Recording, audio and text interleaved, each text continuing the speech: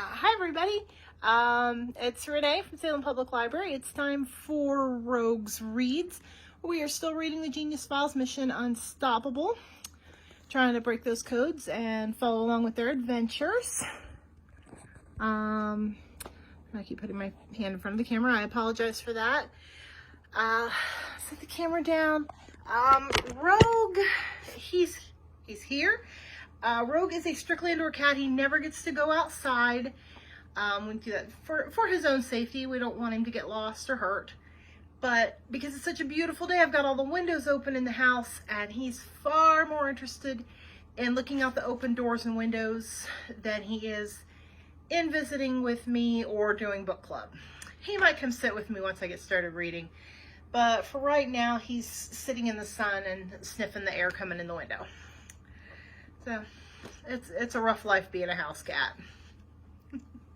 I do think, Daisy Ray's here with me though.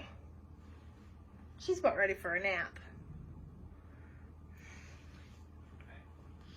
Oh, you guys can't see him, but I can. Rogue is actually settling in for a nap as well. So I guess it's this is reading without Rogue today. All right, so we left off yesterday with Coke and Pep. Had another very, very near miss with death. Pretty intense stuff. They were at the Singing Sand Dunes, and hopefully you watched the video for that, because very, very cool. I'm gonna have to go see these Singing Sand Dunes at some point in my life, because that's pretty amazing. I actually didn't even know that existed. So I'm gonna go check those out. But while they were there, one of the bowler dudes, the guys with the bowler hats, found them and put them in a pit and was gonna leave them there to die. So they managed to knock him out, use his sword to get out of the pit and get away. So they had found a new cipher that Pep was working on, trying to figure it out. So hopefully, this one was harder than the last one. And honestly, if I hadn't seen Pep's explanation in the next chapter, I never would have figured it out. So if you did figure it out, that's awesome. But let's get started here. This is the Genius Files Mission Unstoppable by Dan Gutman. So big thanks to Dan Gutman and HarperCollins Publishing for allowing us to share this book in this way. And we are on chapter 15. I'll be watching you. As the McDonald's drove back on Lovelock Highway up to I-80, the twins sat without saying a word, and suddenly they realized how naive they had been. They had thought that once they'd gotten on the road with their parents, their troubles would be over. They had thought they would be safe in the RV. Who could bother them in the deserts of Nevada? Their parents would protect them, right? Coke felt the back of his head. There was a GPS chip buried in there somewhere, he remembered. Bones had staple gunned it into his scalp. But who knew where Bones was now? He didn't show up at Sand Dune to help them. That bowler dude guy had said that Mrs. Higgins had taken care of their friends. Maybe Bones and Maya weren't even alive anymore. Coke looked out the window at the big sky. Mrs. Higgins was working with those bowler dudes to kill him and Pep. That much he knew. Maybe satellites were tracking their position, following their every move, listening in on every conversation. What had they gotten themselves into? He fiddled with his deck of cards as these thoughts were running through his brain. The cards had become his security blanket in a way. Just holding them calmed him. Pep sat down with her eyes closed. She was shaken, traumatized by the incident at the top of Sand Mountain. Dr. McDonald pulled on to I-80 and announced that his goal was to make it across Nevada by the end of the day. It would be about 320 miles. How about a travel game to pass the time? Mrs. McDonald piped up cheerfully. I'll name a place, and you guys have to think of a different place that starts with the last letter of my place. Got it? I'll start. Vietnam. Miami, said Dr. McDonald. Islip, said Mrs. McDonald. It's a city in New York State. Punjab, said Dr. McDonald. It's a region in India. What about you kids? Mrs. McDonald hollered behind her. Don't you want to play? Get into the spirit of it. Can you think of a place that starts with the letter B? Boring, said Coke. He was right, too. There actually is a town in Oregon called Boring. Go ahead, look it up. It's an activity for you. Look that up. We don't want to play right now, Mom, Pep said. We're tired. You kids are no fun at all, Mrs. McDonald said. She gave up the idea of playing a travel game and slipped a CD out of the visor in front of her. The Best of Police. The first song began to play. A guy was singing about how he would always be watching somebody, every breath they take, every move they make. I know the song. You could look that one up as well. It could be kind of creepy. I think it was supposed to be a love song, but I don't know. The song sent a shiver down Pep's spine. Somebody was watching them. She took out her cell phone and punched in a text to her brother. Pep, you think that bowler dude on Sand Mountain's dead? Coke, don't know. Don't want to know. Probably not. Pep, we could have killed him. The sword was just lying there. Coke, coulda, woulda, shoulda. If he's still alive, he could bother us again. Coke, I know. Pep pulled out her pad and pencil to resume work on the unsolvable cipher they had found on the windshield that morning. All right, here it is again. She tried reading every second letter to see if it made any sense that way. Then she tried reading every third letter, then every fourth letter. Then she tried them all backward. It was just gibberish. She closed her eyes again. People who have never been to Nevada tend to think it's just a barren desert with two big cities, Las Vegas and Reno. In fact, it is the most mountainous state in the nation, and it is filled with jagged canyons, lush valleys, gorgeous fields of alfalfa hay, sheep ranches, and cactus. Lots of cactus. And yes, the occasional rattlesnake, Gila monster, and kangaroo rat. There are also a lot of cool places in Nevada, especially for people who gravitate toward the offbeat, like Coke and Pep's mom. Mrs. McDonald reached into her tote bag full of guidebooks and pulled out one titled Eccentric America. Hey, in Middlegate, they have this thing called the Nevada Shoe Tree, she announced. It says here that some couple was about to get married, and the groom was afraid his bride was going to run away, so he threw her shoes up into a tree. Lots of other people threw their shoes up there too, and today that tree is filled with shoes. We should go there. Middlegate is 100 miles south of here, Dr. McDonald said. I'm not driving that far out of our way to see a tree with shoes in it. You're no fun, Mrs. McDonald said. Hey, here's something that's only about 5 miles off the highway outside of Imlay. It's called Thunder Mountain. Is it an amusement park? Pep asked. No, her mother replied. A Creek Indian named Chief Rolling Mountain Thunder built a house out of concrete, old car bodies, and lots of other stuff he found lying around. The top floor is made out of bottles, and the windows are made from car windows. That sounds cool, Coke remarked. It sounds like a waste of time to me, Dr. McDonald said bluntly. I thought you were all so anxious to see that ridiculous ball of twine in Kansas. Oh, yeah, Pep said, suddenly remembering. Let's drive straight through to Kansas. We want to go to the ball of twine. She shot a look at her brother. No words were necessary. They both remembered that they had a mission to accomplish. Somebody was going to pull off an attack at the largest ball of twine in the world. Neither of them wanted to get out of the RV until they got there. Neither of them wanted to repeat what happened on Sand Mountain.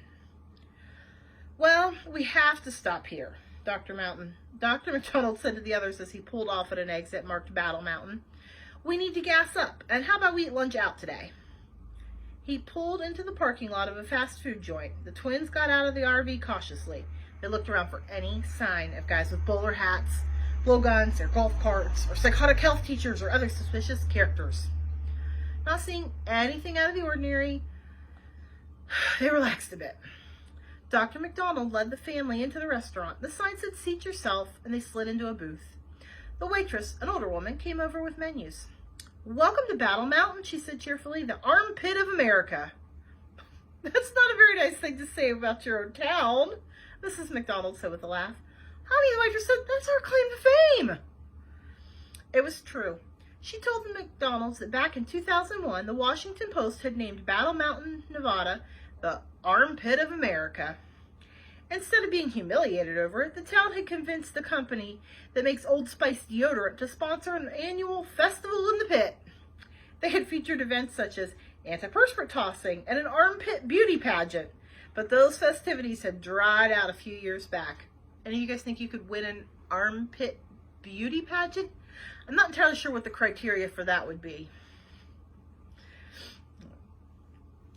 Bummer, Coke said. Too bad we missed that. That's what I love about America, Mrs. McDonald said, taking notes of her website. You never know what you're gonna find. The burgers were greasy but good. Then it was back onto I-80. Soon there were signs for Elko, Nevada, where the National Cowboy Poetry Gathering is held each year. That's right, cowboys and cowgirls come from all over the world to recite poetry. Mrs. McDonald suggested they stop and try to meet some cowboys there, but the sun was getting low in the sky, and Dr. McDonald wanted to press on. Small Nevada towns passed by, Osino, Halleck, Death, even a town called Welcome. Continuing down the highway with darkness following, they crossed the state line. Welcome to Utah, the Beehive State. Woohoo! Coke yelled, clapping his hands. Did you know that it's illegal to hunt whales in Utah? It's pretty strange considering it's landlocked. I don't think there's a whole lot of whales in Utah. Mrs. McDonald smiled to herself. It was nice to know that her son shared her fascination with useless information. Nobody cares, Coke, Pep told her brother. How many miles to the largest ball of twine in the world? Mrs. McDonald punched it into her laptop. 987 miles, she announced. Woohoo! They had to drive a few miles before they saw signs for a campground that allowed RVs. Coke asked his dad if he should do a dump before they went to sleep, but it was decided to wait a few days until the level in the holding tank was higher. They all changed into PJs and crawled into their little beds. Before she turned off her light, Pep took one last look at the cipher that had been in the back of her mind all day. Show it to you guys again. Hopefully you can see it there. She was stumped. Frustrated, after a few minutes, she gave up and slipped the pad under her mattress. She flipped off the little light and went to sleep.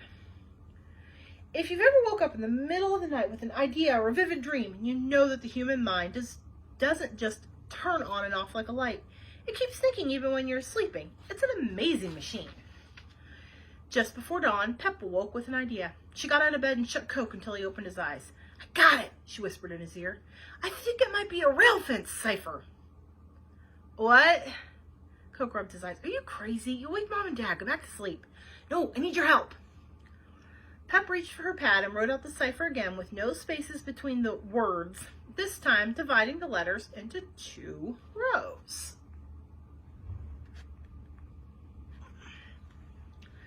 Next, she wrote down the first letter on the top line, J. Then she wrote down the first letter on the bottom line, U.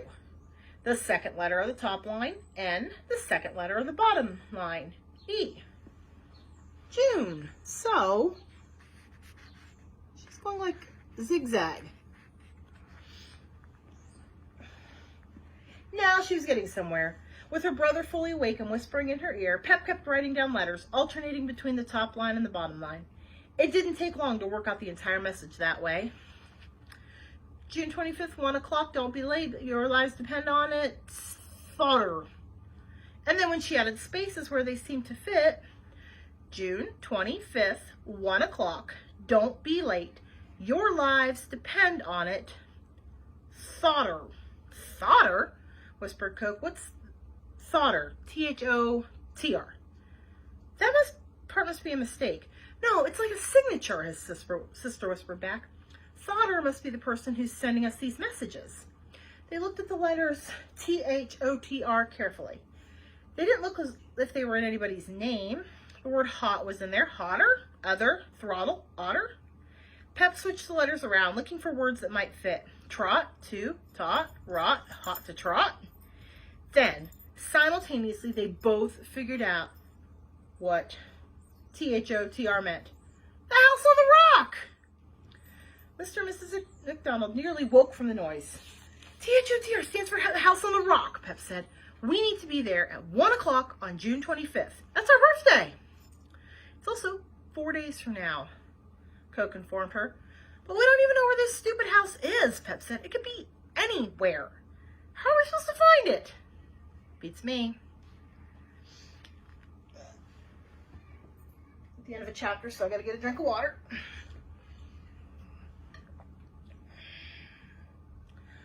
Okay.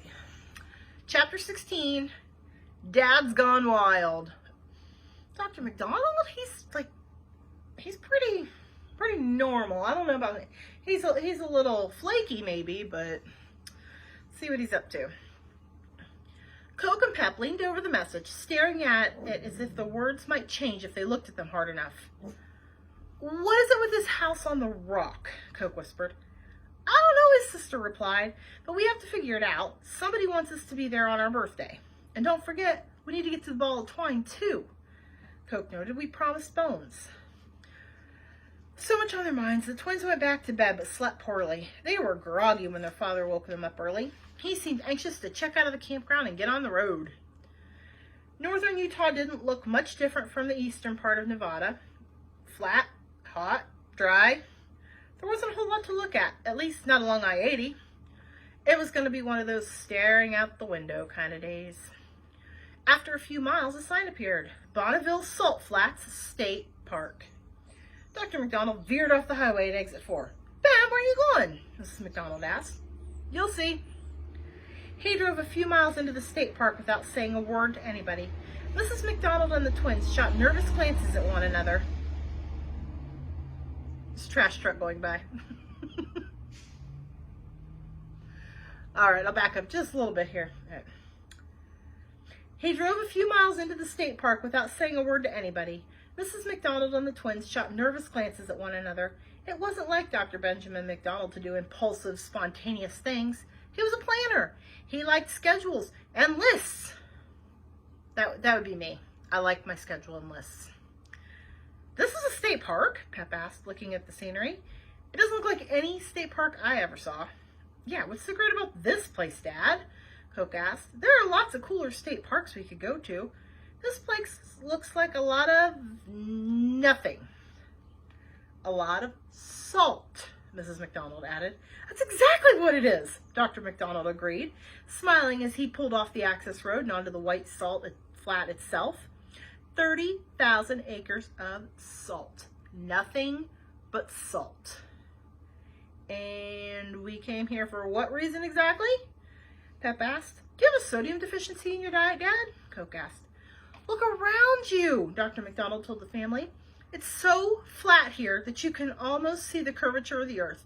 It's so barren, even the simplest forms of life can't survive. It's like another planet, an alien world of potassium, magnesium, lithium, and sodium chloride.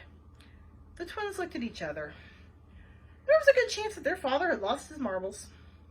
Thousands of years ago, he continued, Lake Bonneville covered a third of what is now Utah.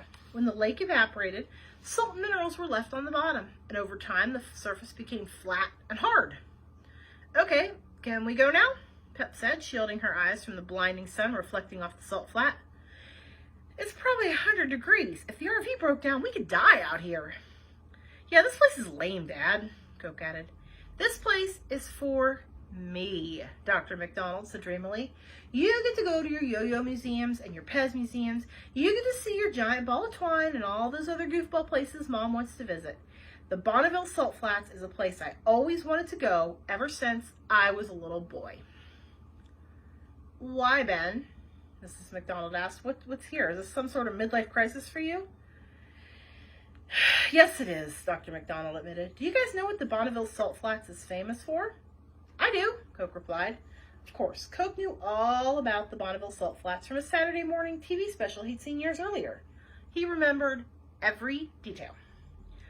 It turns out that back in 1914, a daredevil named Teddy Teslaff brought an early car, a Blitzen Benz, out to the Bonneville Salt Flats and drove at 141.73 miles per hour, the world record at the time. Ever since then, car buffs from all over the world have come to the Salt Flats to see how fast they could drive. Over the year, they bumped the world land speed record up to 300 miles per hour, then 400 miles per hour, and eventually past 600 miles per hour. When I was a kid, Dr. McDonald told the family, this guy named Craig Breedlove brought a jet-powered car out here and broke the 600 mile per hour barrier. I still remember the name of his car, Spirit of America. And ever since then, I wanted to come to Bonneville. I understand, Ben, Mrs. McDonald said, patting his shoulder. So are we going to watch a race here? No, he replied. Same sentence, Take out the watch A. We're going to race here? Pep asked, alarmed. That's right, Dr. McDonald said. He had a devilish gleam in his eye, and he gripped the steering wheel tightly. Are you out of your mind, Ben? His wife asked. We're going to see how fast this baby can go, Dr. McDonald said calmly. Yeah, let's do it, Dad, urged Coke.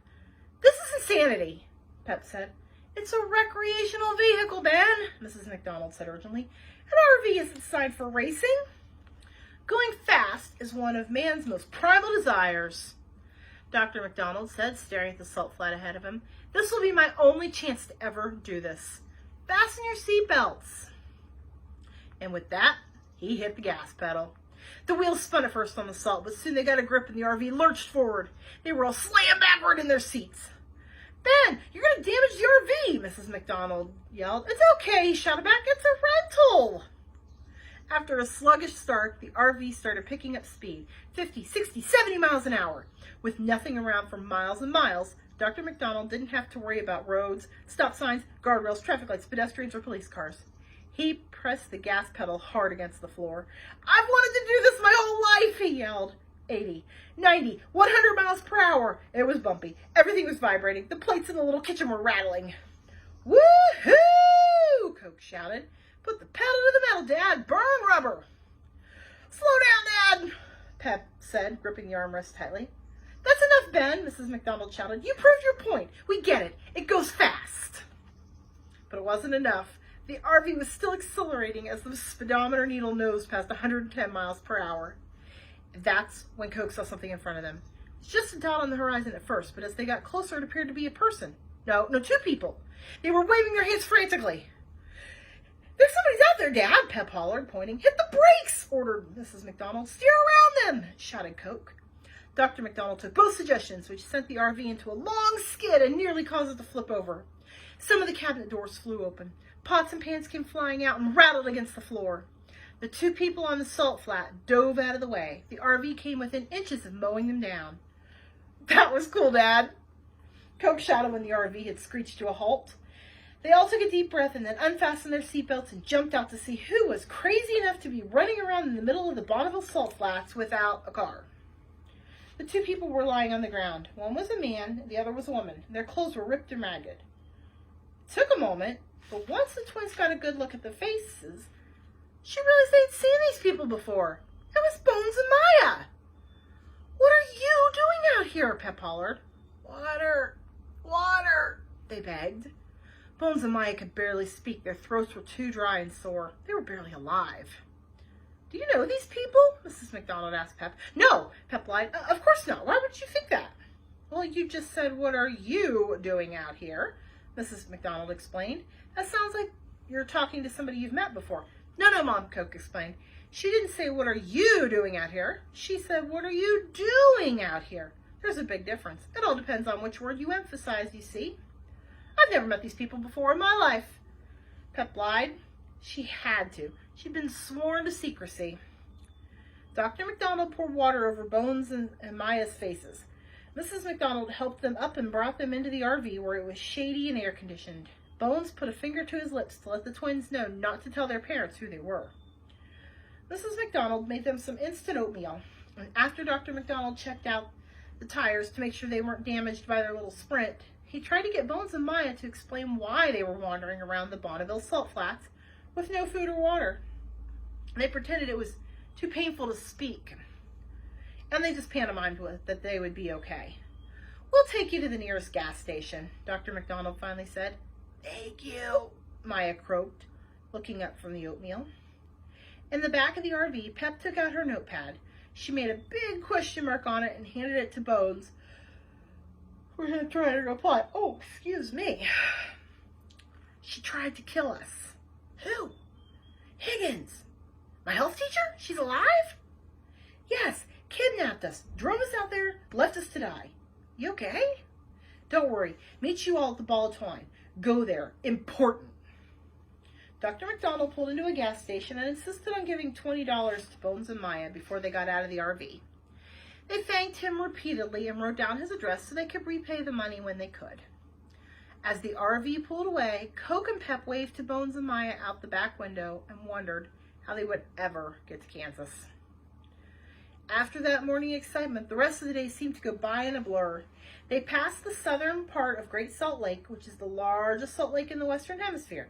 It is 3 to 5 times as salty as the ocean. Just about anybody can float in it. Think it's possible to drown in there? Pep wondered out loud. Sure, Coke replied, if somebody holds your head under the water long enough. Legend has it there's a monster in the Great Salt Lake with a body like a crocodile and a horse's head. Dr. McDonald said she'd like to take a look and write about it for Amazing But True, but everyone agreed that they had enough salt for the day and decided to press on. In Salt Lake City, behind the state capitol, there is what is called a gravity hill. According to the locals, a guy named Emo was buried in the area. At midnight, his grave gives off a blue glow and his ghost warps gravity, so the cars parked at the bottom of the gravity hill will roll uphill. Mrs. McDonald insisted they try it, but it didn't work. Maybe it does with a Mini Cooper or a smart car, but not with an RV. Then, Mrs. McDonald wanted to drive 3 hours north of Salt Lake City to Blackfoot, Idaho, the potato capital of the world. They have the world's largest potato there, made out of styrofoam, and also the world's largest potato chip, about the size of a pizza. But the rest of the family voted against it, even if it meant they would not be able to sample the potato fudge or potato ice cream, which is sold in the gift shop. It was still early in the day, so Dr. McDonald decided to see how many miles he could cover. A little over an hour from Salt Lake City, everybody whooped and hollered when they saw the sign that said, "Welcome to Wyoming!" Did you know that Wyoming has the fewest people of any state? Coke asked. Thank you, Mr. Know-It-All, his sister replied. How much longer to the largest ball of twine in the world? 785 miles to Cawker City, replied Mrs. McDonald. Floor it, Dad, Coke yelled, just like you did at the Bonneville Salt Flats. I don't think so, Dr. McDonald said, but he pushed the gas pedal down just a little harder, bumping the needle on the speedometer just past 70 miles an hour. Everybody wanted to get to the largest ball of twine in Cawker City, Kansas, as quickly as possible.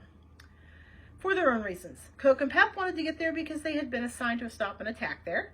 Mrs. McDonald wanted to get there to gather information for Amazing But True. And Dr. McDonald wanted to get there because, well, he could get it over with.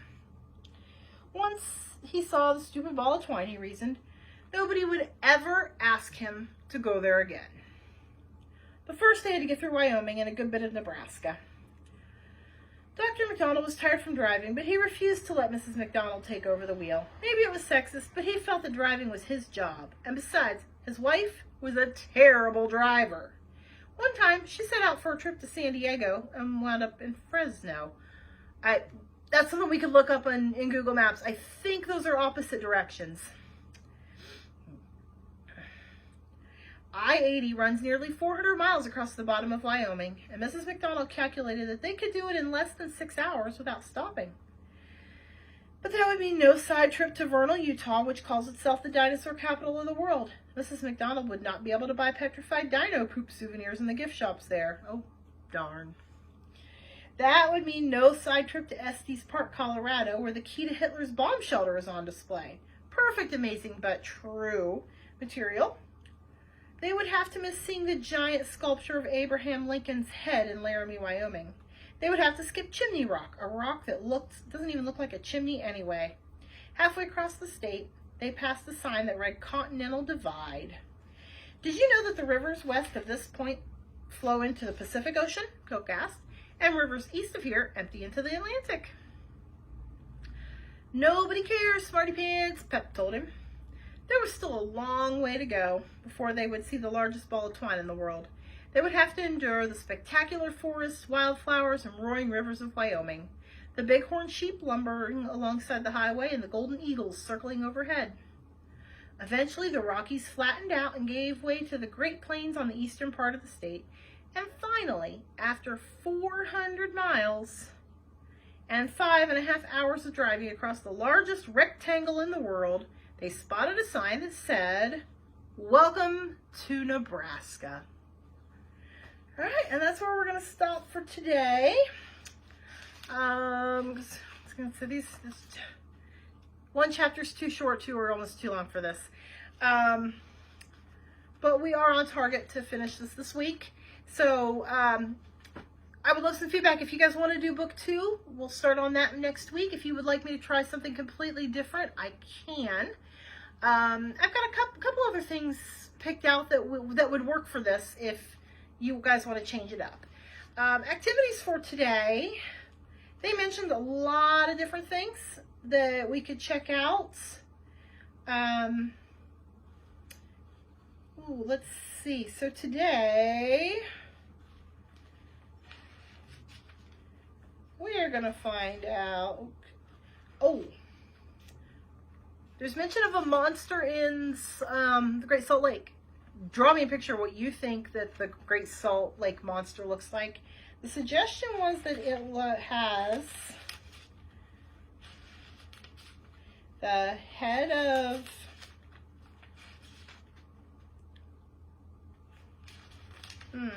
oh, I've lost it. Oh, a body like a crocodile and a horse's head.